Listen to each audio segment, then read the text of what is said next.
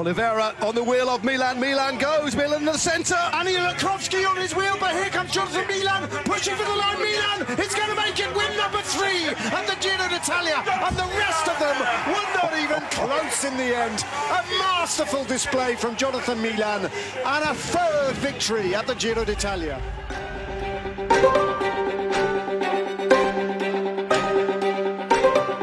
The second and final individual time trial of the Giro d'Italia, a rolling 32.1 kilometres with a picture-perfect finish on the banks of Lake Garda. A final opportunity for Filippo Ganna, the Italian national time trial champion, to go one better than he did on the time trial in Perugia. And for the riders at the top end of the general classification, an opportunity to make gains, or at least to defend. Alain Riou was the first rider off from Arkea B&B hotels, but it was Josef Czerny, just like he did in Perugia, who set a fast tempo in the opening few riders. Filippo Ganna, then, an early departure for him, and as predicted, Filippo Ganna started to set the best times by a handsome distance at the first checkpoint, and then out onto the flatter section, as Tobias Foss, his teammate, dislodged the new fastest man, Edoardo Affini, at the finish line to take his place on the hot seat, but not for long.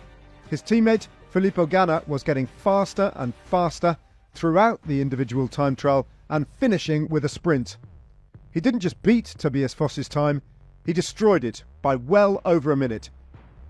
Filippo Ganna then taking the hot seat by 1 minute and 26 seconds from Tobias Foss. Meanwhile, another Ineos Grenadier was going well through the first checkpoint, but in the final third, overcooking a corner, Magnus Sheffield hit the deck, and that cost him bad. Magnus Sheffield, in the end, only good enough for 7th place. A very, very good ride for Sheffield, but undone with that crash. Timo Arendsman, another Ineos Grenadier, on the road, out of the start house and starting to set good times as we moved into the podium riders of the Giro d'Italia. Geraint Thomas, Dani Martinez, and then finally Tadej Pogacar, the last rider off. Straight into an aero tuck. Meanwhile, 5th placed rider in the general classification, Ben O'Connor, was going well ahead. Geraint Thomas too was setting a decent time, just 11 seconds down on Filippo Ganna through the first checkpoint. Tadej Pogacar on the small climbs and the twists and turns of the opening few kilometres going well. Timo Arendsman moved into 2nd place at the finish line, and Pogacar was going faster than Filippo Ganna by 4 seconds through the first checkpoint. Antonio Tiberi was having a good time trial, but Filippo Ganna watching on nervously in the hot seat as Tadej Pogacar began to lose time. 10 seconds down on the 2nd checkpoint, Ben O'Connor doing a good ride to consolidate his 4th place on GC. Geraint Thomas going over the line, 1 minute and 14 seconds down in provisional 3rd place. Better though by about 30 seconds than Dani Martinez, and moving the Welshman up into 2nd place on GC.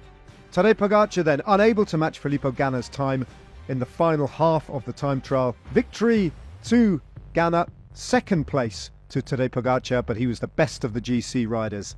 It's been quite a long wait since 2021 for Filippo Ganna to take a stage at the Giro d'Italia, but he has done it as Italian national champion on the banks of Lake Garda. The winner, ahead of Tadej Pogacar, who continues to control the Giro, extending his lead in the general classification now to 3:41 ahead of Thomas.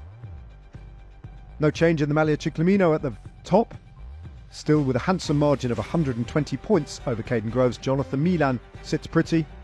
No King of the Mountains points on offer today, so no change in the top 10 of the KOM competition.